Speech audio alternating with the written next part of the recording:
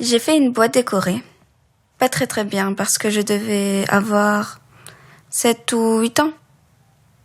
C'était pour l'école. On devait ramener des photos de la famille et choisir une personne. Et moi, j'ai choisi mon frère.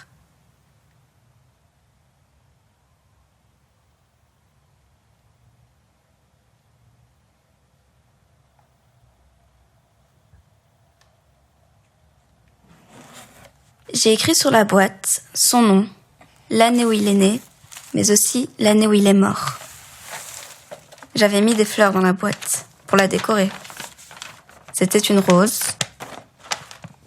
Avant, j'avais peur d'oublier son visage. Mais maman m'a dit que je n'y arriverai jamais, car il y a des photos de lui partout. Ici, Sabri a 1 an. Je l'ai pas connu, car je suis loin. Enfin, je n'étais pas encore née. Je pense qu'il y avait 10, 13 ans entre nous. Il est mignon, hein, avec ses petites grosses joues. Et il sourit. Il souriait tout le temps, d'ailleurs. Là, j'ai une photo de moi quand je suis petite. Pourquoi tu crois que je te la montre? Parce que je crois que c'est lui qui l'a prise. Parce que je souris. Il aimait bien me faire des câlins et tout. J'aime bien les regarder. Ce sont de bons souvenirs.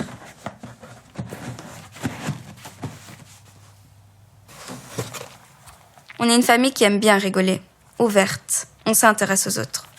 D'ailleurs, mon papa, il est très drôle. J'ai inventé un mot pour parler de lui. Je l'appelle le grimaceur.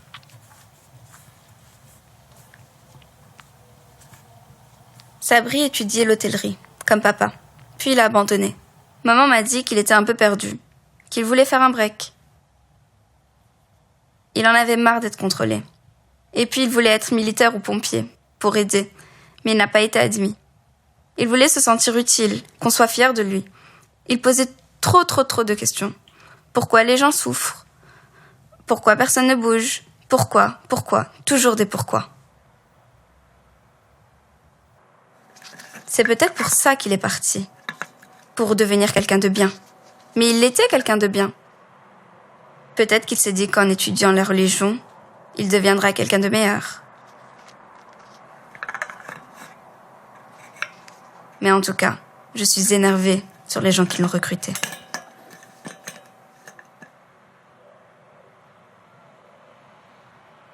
Quand il est parti, mes parents m'ont dit qu'il étudiait ailleurs, en Tunisie. Personne ne voulait me dire ce qui se passait. Je savais que c'était plus grave. Ils étaient tristes. Et moi, j'essayais de continuer à rigoler. Il n'y a pas un jour où on n'a pas ri. Mais c'était trop difficile pour eux de le dire. Alors c'est moi qui un jour ai dit que je savais la vérité. Après, c'était plus facile. On ne devait plus se cacher pour pleurer. Ça servait à rien de faire semblant.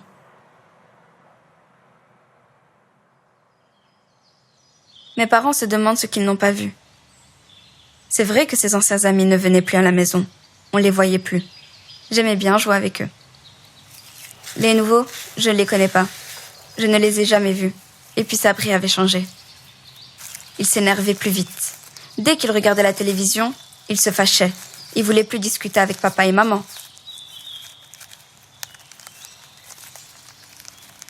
Maman pleurait parce qu'il était de moins en moins là. Et moi, je le voyais presque plus. Et puis un jour, il a disparu. Il a envoyé un message via Messenger. « Maman, ne sois pas fâchée, s'il te plaît. Je suis en Syrie. »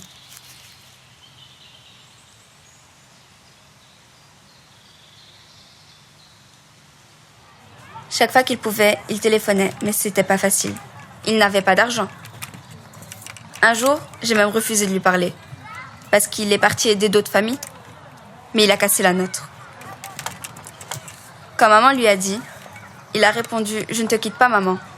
Je nous gagne une place au paradis. » Il était doux au téléphone, mais par Messenger, c'était parfois différent. Il était dur. Il disait qu'il n'avait aucune utilité ici, que ce pays n'était plus rien pour lui, qu'il avait trouvé un sens à sa vie.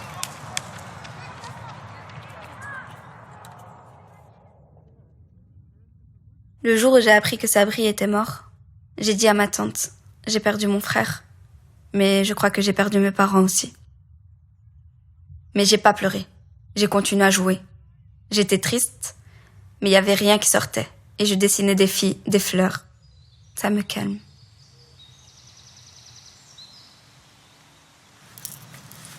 Toute ma famille a gardé sa capacité à rigoler. C'était comme d'habitude.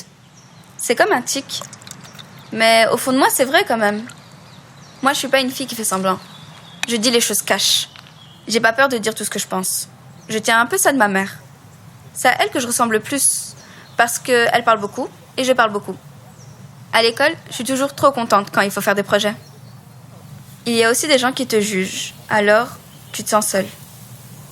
Je ne veux pas être méchante, mais si je garde tout à l'intérieur de moi, un jour ça va exploser. Et il y aura un tremblement de terre. Et si je pouvais encore dire un truc à mon frère, c'est qu'il devait arrêter de me taquiner, hein. Parce que parfois ça m'énervait. Parfois il me disait tu veux du lait?